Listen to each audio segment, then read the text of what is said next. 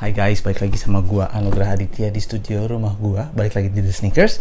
Kali ini gua akan ngebahas satu sepatu nih yang heboh banget kemarin travelnya ya. Keluar di 2 retail store di Jakarta, dan ternyata ya sepatu ini tuh diminati sama banyak banget orang.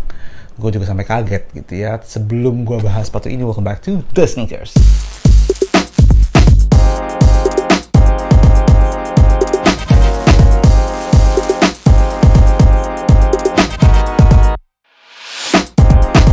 Guys, ini wah gokil sih. Ini cuman melihat kolaborasinya ya. Ini boxnya agak biasa sih menurut gue ya. Sepatu ini lumayan digembar-gemborin sama Nike karena dia sampai ngeluarin satu microsite sendiri khusus untuk launching sepatu ini ya. Dan gue pikir akan begitu hebohnya keluar di sini, ternyata boxnya pun biasa-biasa aja, nggak bagaimana banget. Dia sepatu apa ini? Kita lihat sepatunya. Hup. Ini dia. Ini adalah Air Max 270 React Cactus Trail, kolaborasi antara Nike dan Travis Scott. Nah, ajaib sih sepatunya kalau gue bilang ya, tapi yang cukup mengherankan buat gue personally adalah banyak sekali yang mau sepatu ini ya. Memang desainnya ini agak revolusioner banget ya, dan sepatu ini tuh baru aja keluar versi general release-nya atau versi GR-nya, dimana warnanya of course nggak seheboh ini warnanya Travis Scott banget teman-teman.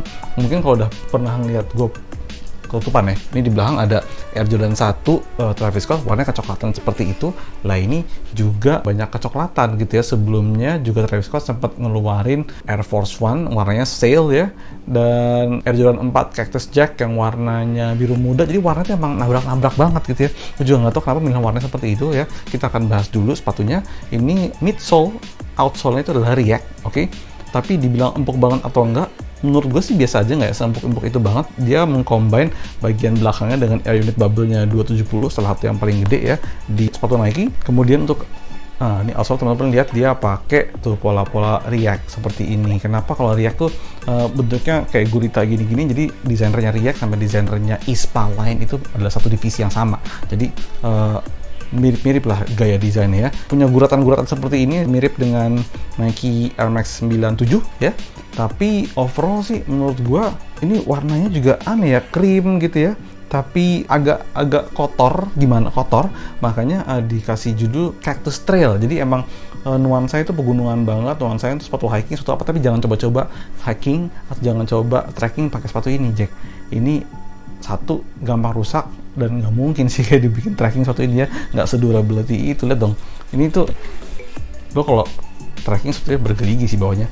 Anyway, ini depannya dia kayak semacam bahan apa ya, gue nggak tahu, kayak nubuck gitu, oke?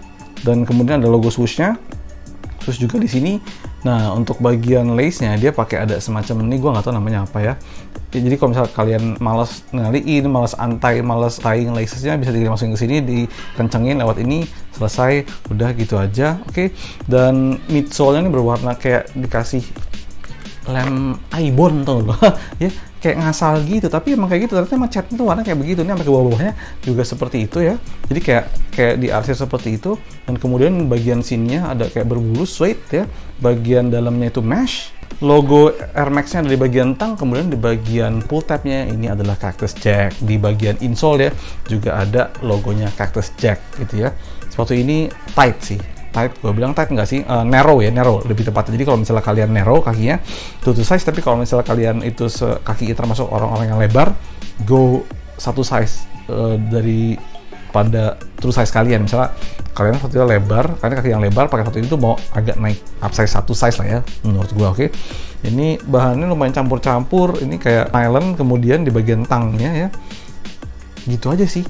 Untuk bagian heel counternya dan bagian toe guard sini juga mirip, warnanya coklat tua ya, dan gitu aja. Ini selera, sepatu ini selera sih, totally selera. Menurut gue design wise ini aneh banget menurut gue, tapi beberapa teman juga bilang ini keren banget, which is totally fine. Gue tuh lebih cocok, kalau gue pernah lebih cocok sepatu tuh kayak gini tuh, blocking colornya tuh hitam, nggak banyak warna gitu ya, kayak gini, dan lebih kayak gini, darah putih semua. Kalau gue sesuatu yang terlalu warna-warni apalagi desain language seperti ini buat gue personally kurang cocok ya. Sepatu ini dijual seharga 2,5 juta rupiah di Atmos dan Invincible waktu itu ya, dirilis secara raffle, dan sekarang untuk reseller sendiri sudah mencapai start dari 9,6 juta rupiah sampai 20 juta di Kick Avenue. Jadi itu yang membuat gue lumayan kaget bahwa ternyata sepatu ini di resell sebegitu tinggi, harganya diapresiasi, harganya sebegitu tinggi, dan rata-rata yang jual di sekitaran 10 jutaan, 11 sampai 9 juta itu pada laku, sepatu yang udah laku gitu ya.